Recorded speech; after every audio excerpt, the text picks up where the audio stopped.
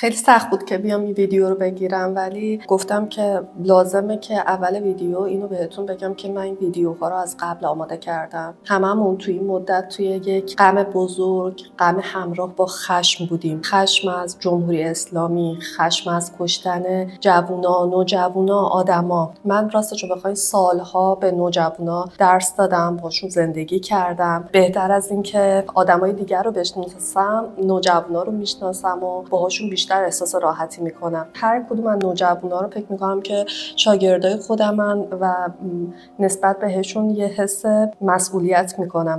از اینکه اینقدر راحت جونشون گرفته میشه واقعا داغون میشم. منم مثل خیلی از شماها صبح حتی انگیزه برای بیدار شدنم نداشتم، ولی دقیقاً اینا از ما همینو میخوان. اینا از ما میخوان که ضعیف بشیم، خسته بشیم، ناتوان بشیم. یعنی یه جورایی تاب ادامه دادن رو نداشته باشیم، ولی ادامه دادن خودش یه جور مقاومته. بر منم ساختن ویدیوهای آموزشی یه جور روش زنده موندنه و بعد از اینکه ویدیو میسازی خیلی دوست داری که این ویدیو رو برای دیگرانم به اشتراک بذاری. اگه شده برای چند دقیقه این ویدیوها باعث بشه که خستگیتون رفع بشه، من حس خوبی بهم دست میده. پس در ادامه همراه من باشی برای دیدن این ویدیو. به نظرت گنگ‌ترین عدد دنیا چه عددیه؟ پی، ثابت اویلر، یا اصلا یه عددیه که فکرش هم نمی‌کنی؟ مگه اعداد یا گنگ نیستن یا گویا؟ پس چطور ممکنه که یه عدد از یه عدد دیگه گنگ‌تر باشه؟ امروز قراره با کسرای بی‌نهایت این موضوع رو متوجه بشی. من صبام و اینجا متبازه. خوش اومدین به کانال خودتون.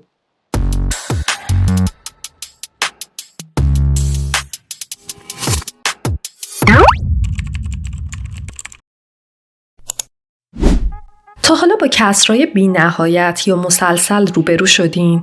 کسرای بی‌نهایت ابزارهای فوق‌العاده قدرتمندی برای کشف ساختارها و الگوهای پنهان در اعداد حقیقی هستند. مخصوصا وقتی میخوایم بفهمیم یه عدد واقعاً چقدر گنگه، عالی عمل میکنن. پس امروز میخوام با کمک اونها سراغ گنگترین عدد حقیقی ممکن برم. برای شروع بیاین این تصاویر رو نگاه کنیم و بخش قسمت راست رو داخل کادر نگه داریم. خب این کادر برابر 1، پس هر جا که 1 ببینیم میتونیم اون رو با عبارتی که داخل کادر جایگزین کنیم. مثلا اینجا به جای 1 جایگزینش میکنم. دوباره 1 میبینم، باز هم جایگزین میکنم و میبینید که میتونم این کار رو تا بی‌نهایت ادامه بدم. ظاهرا این داره میگه که 1 برابر این عبارته. خب ما از کجا شروع کردیم؟ از همین عبارت. حالا جالب اینجاست که اگر به جای همه 1 ها این بار 2 جایگزین کنم، این تساوی همچنان برقراره و میتونم دوباره همون بازی قبلی رو انجام بدم. به جای 2 عبارت رو جایگزین میکنم، دوباره جایگزین کنم تا بی نهایت. خب حالا اینجا رو ببین. طرف راست این 2 تا عبارت کاملا یکسانن. یعنی این به این معناست که 1 برابر 2. واضحه که اینجا یه چیزی غلطه. قرار نیست من الان به شما بگم مشکل کجاست. شما خودتون قراره کشفش کنید و تو کامنت ها به هم بگین که چه چیزی اینجا غلطه. کاری که من میخوام تو این ویدیو بکنم اینه که درباره کسرهای بی نهایت صحبت کنم و شما اگر تا آخر این ویدیو رو تماشا کنید میتونید بفهمید که اشتباه کجاست. هر عددی یا بدون استثناء میتونه به صورت کسرهای بی نهایت نمایش داده بشه و بعد اون کسری که حاصل میشه رو بهش میگن کسر مسلسل. مثلا بیایم ببینیم که یک کسر بی نهایت رو میشه با رادیکال 2 تولید کرد یا نه. خب رادیکال 2 برابر اینه. کاری که میکنم اینه که بخش صحیح عدد یعنی 1 رو از قسمت‌های دیگه یعنی اعشاری‌ها جدا میکنم. خب به این صورت میشه. حالا میخوایم اون قسمت باقی مونده رو به صورت 1 تقسیم بر یه چیز دیگه بنویسیم. چون ماهیت کسرای مسلسل به صورت 1 بر روی یه چیزی هن. پس من میتونم قسمت اعشاری رو اینطوری بنویسم 1 بر روی این عدد، ولی این درست نیست دیگه چون برابر این قسمت اعشاری نمیشه. پس میکنیمش 1 بر روی 1 بر روی اون عدد که برابر خودش میشه. حالا این عبارت رو حساب میکنیم. نتیجهش میشه 2 ممیزه همون اعشارهایی که توی رادیکال 2 میبینیم. یعنی میخوام بگم که قسمت اعشاری این عبارت دقیقاً برابر قسمت اعشاری رادیکال 2. پس ظاهراً تا اینجا بد پیش نرفتیم. پس ما میتونیم دوباره همون بازی رو انجام بدیم. یعنی بخش صحیح رو جدا کنیم، یعنی 2 رو جدا کنیم و بازنویسی کنیم و حساب کنیم و همینطور تا بی نهایت ادامه بدیم. و این نمایش کسر مسلسل رادیکال 2. این یک نوع بسیار خاص از کسرهای بی نهایته. یک کسر مسلسل ساده. ساده بودنش هم به این دلیله که همه صورت‌ها یکن و هیچ علامت منفی وجود نداره. یعنی همشون با هم جمع میشن. حالا بیاین این کار رو برای چند تا عدد ابرقهرمان در بین اعداد حقیقی امتحان کنیم. یکی از این ابرقهرمان‌ها نسبت طلاییه، گلدن ریتیو، که به صورت فی نمایشش میدن. نسبت طلایی نقش خیلی مهمی تو این بحث داره، چون ساده ترین کسر مسلسل بی نهایت ممکن رو داره. چون همش یکه. ساده تر از این نمیشه، قبول دارین؟ اگر دقیق تر به این کسر نگاه کنیم میبینیم که این در واقع 1 به اضافه رادیکال 5 تقسیم بر 2. یعنی وقتی که کسر مسلسل 1 به اضافه رادیکال 5 تقسیم بر 2 رو حساب کردن دیدن دقیقاً برابر همین میشه. یعنی در واقع فی از جنس ریشه دومه. این یه نکته مهمی توشه. هر عدد ریشه دومی رو وقتی به کسرهای مسلسل تبدیل میکنی میبینی که بعد از مدتی اعدادش شروع میکنن به تکرار شدن. یعنی کسرهای مسلسلش تناوبی میشن. برای همینه که رادیکال 2، رادیکال 3، رادیکال 5 و رادیکال 7 همگی یه الگوی تکراری تو کسرهای مسلسلیشون دارن. حالا بیاییم بریم سراغ یه عددی که اصلاً ربطی به ریشه دوم نداره. یه ابرقهرمان دیگه، یعنی ای.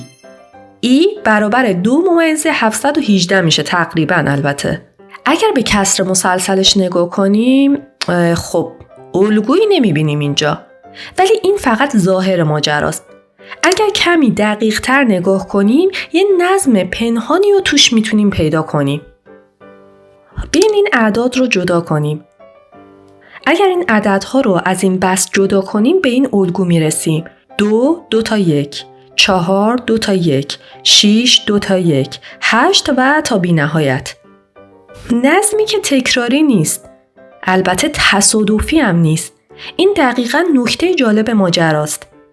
در حالی که بست اعشاری ای کاملاً شلوغ و بی ساختار به نظر میرسه، کسر مسلسلیش یک نظم عمیق و ساختار یافته رو آشکار میکنه.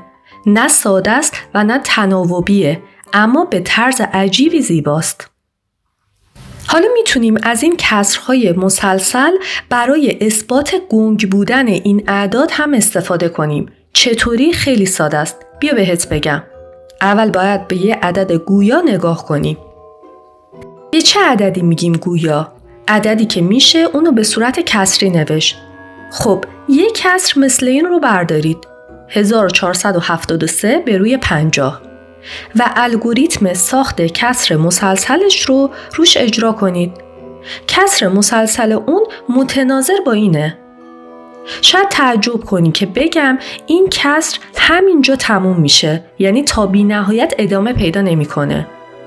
و جالبتر اینه که این در مورد تمام اعداد گویا صدق میکنه. یعنی اگر با یه عدد کسری یا گویا شروع کنی، کسر مسلسل متناظر با اون حتما متناهیه. قشنگه نه؟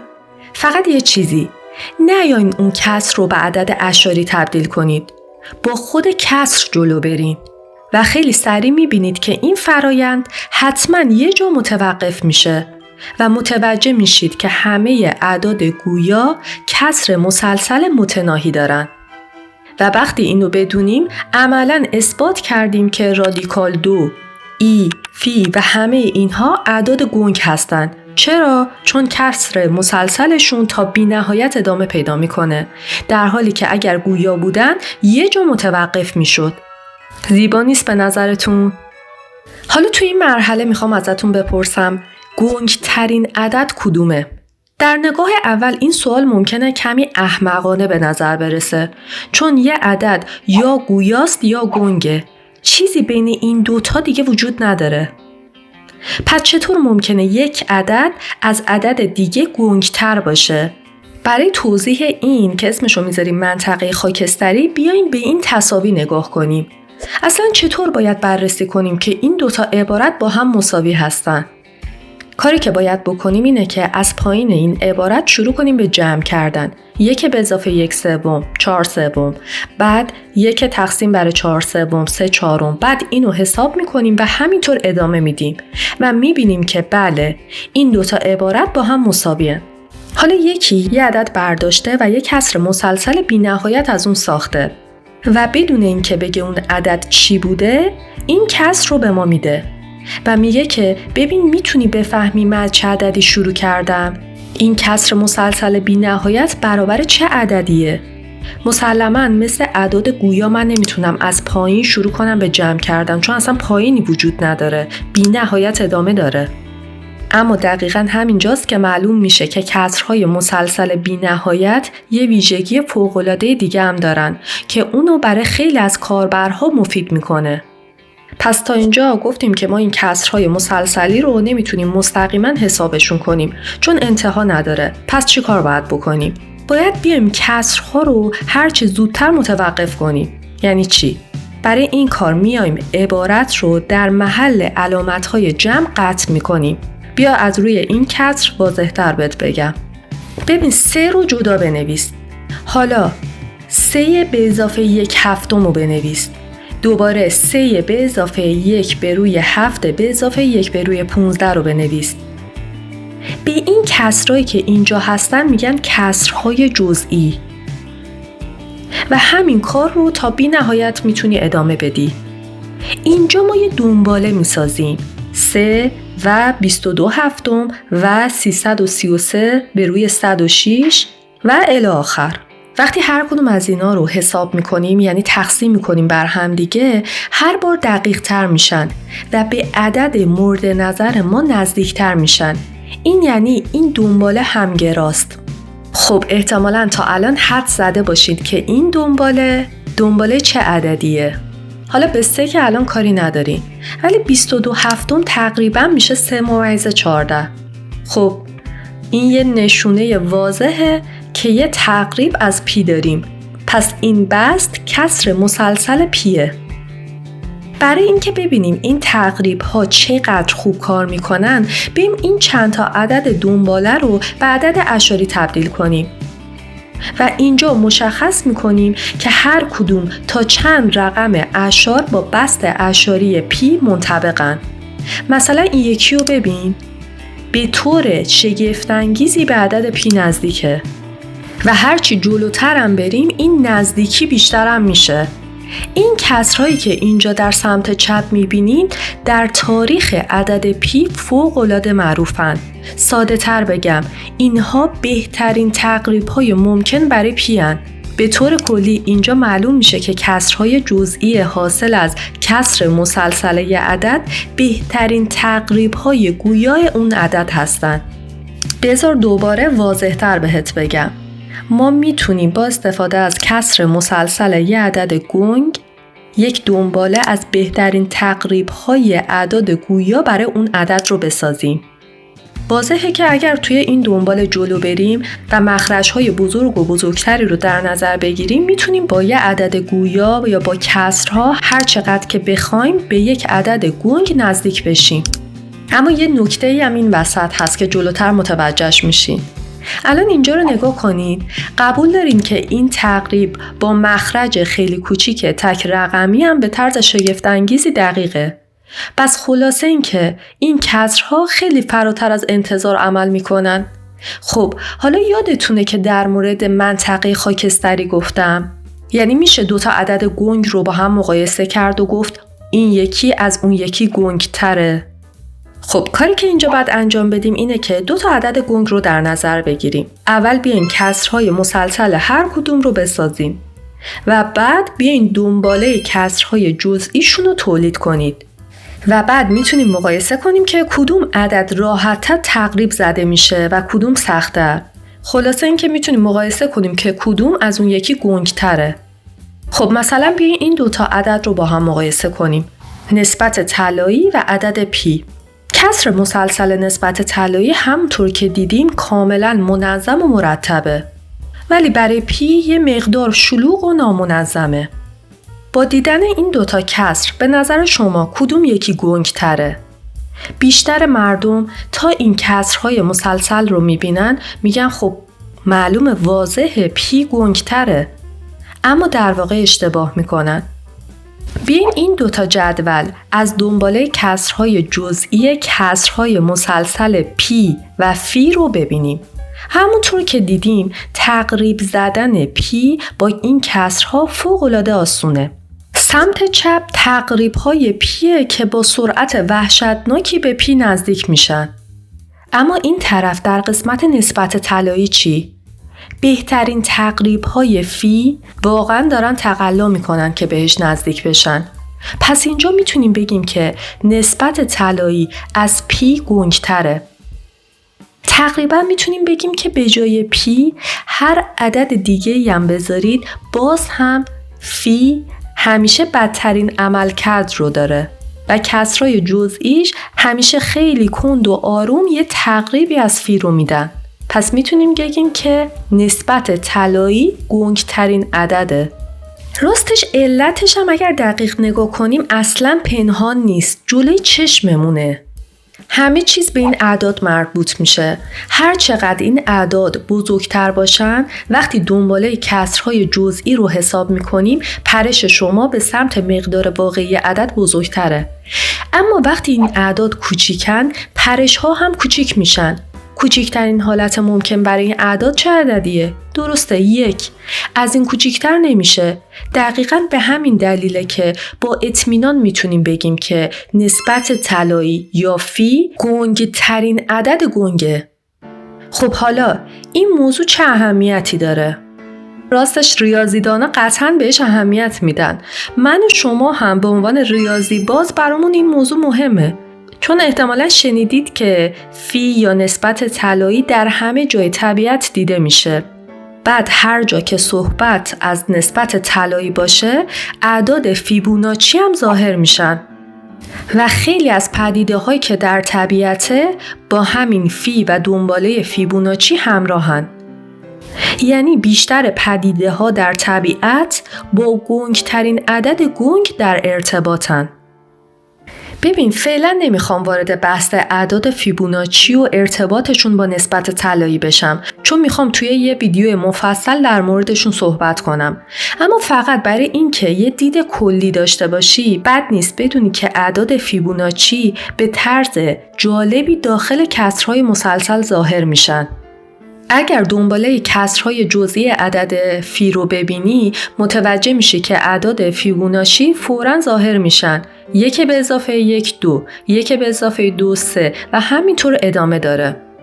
خب اینجا آماده حل این معمایی که اوایل ویدیو گفتم در کامنت ها هستید یا نه؟ کجای این استدلال درسته و کجاش غلطه؟ خب اینم از داستان گنگ‌ترین عدد. اگه ویدیو براتون جالب بود خیلی دوست دارم نظراتتون رو توی کامنت ها بخونم. اگر دوست دارید از این جور داستان‌های ریاضی بیشتر ببینید پس مت‌باز رو دنبال کنید و یادتون نره که لایک کنید ویدیو رو و کانال مت‌باز رو سابسکرایب کنید.